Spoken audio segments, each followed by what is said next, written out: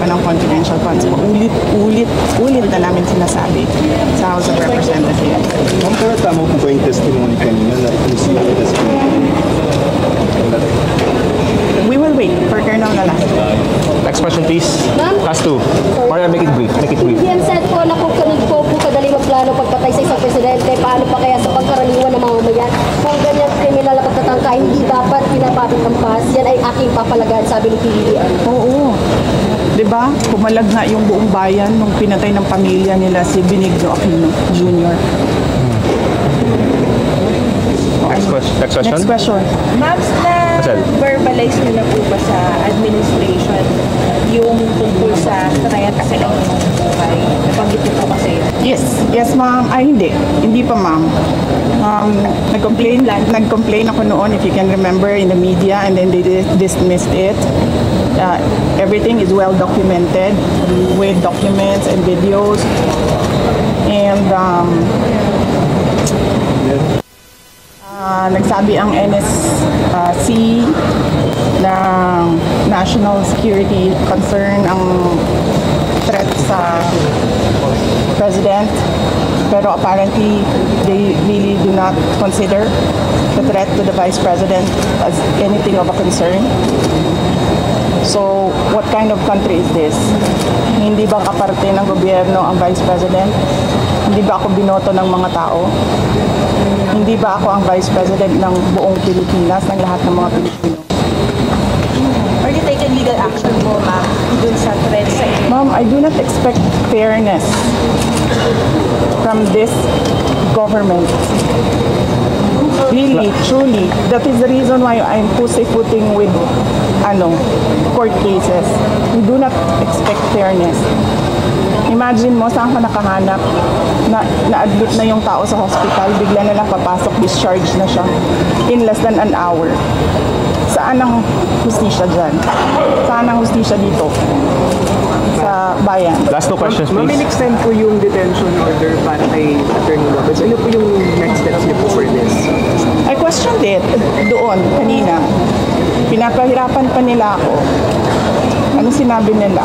Dinetain nila yung tao dahil sa due process. Dahil, ano ba yung sinabi niya?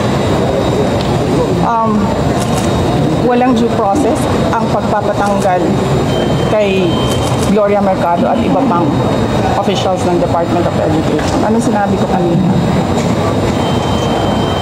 The position of a USEC and ASEC is a position of trust and confidence by the appointing authority. Ngayon, ang appointing authority ng USEC at ASEC ng DepEd is the President of the Republic of the Philippines. Dapat tinatanong ng House of Representatives bakit tinanggap ni Pangulong Marcos ang resignation ng mga USEC at ASEC na yon sa Department of Education. Last question. Bakit nila pinipinalize si Yusek Lopez? Hindi ba dapat ang pinipinalize nila ang appointing authority? Isa pa, sir. Sandali. Ano ba yung sinabi nila? Evasive. And now, you clearly see, she doesn't know anything. As DepEd po pala tayo. Pero pagdating natin sa ulo, kikita ninyo, she doesn't know anything about confidential funds. So, saan doon ang evasive answers? Last question.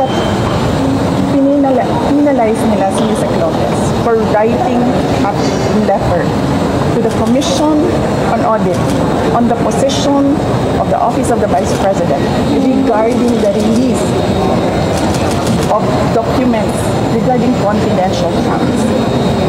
Bakit may penalize ang tao pumirma para sa isang opisina, posisyon ng opisina? Saan ang justisya dito? And ano sinabi nila kanina? Diba? Apparently, hindi nila alam ang batas. Ano sabi nila? Questionin mo na lang sa korte. Saan kami pupunta? Sa mga ginagawa sa amin. Mismong committee, alam na nilang mali yung ginagawa nila. Sasabihin lang sa amin, pumunta ka sa korte. Napakadali na sabihin nila, okay, we will set aside the detention order. Pero hindi.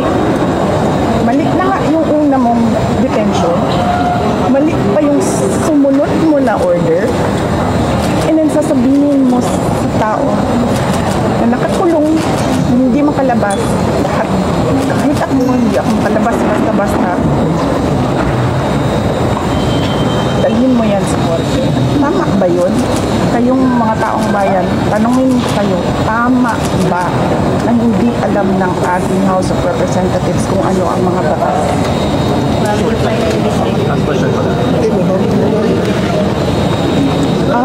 For the sake of the personnel of the Office of the Vice President, because I clearly sinasabi ni George Wood na we will not recognize you without an oath. And then, I'm continuing to question the constitutionality of their rules. Pero I cannot help the personnel of the Office of the Vice President if I have no personality to speak in that meeting. So I had to take that oath. Pero,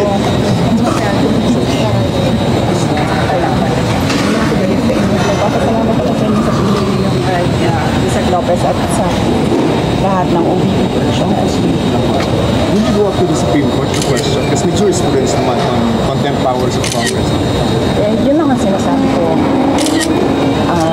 Sir, no, parang we don't trust anyone anymore in this country. We don't expect justice anymore in this country. This is clear political harassment. This is clear political persecution. Pag-threat sa'yo, baliwala. Pag-threat sa kanila, national security. Ano ka? Who's testimony for hire? Do you think that will hold water as far as maybe pinning you down as concerned or doesn't establish it?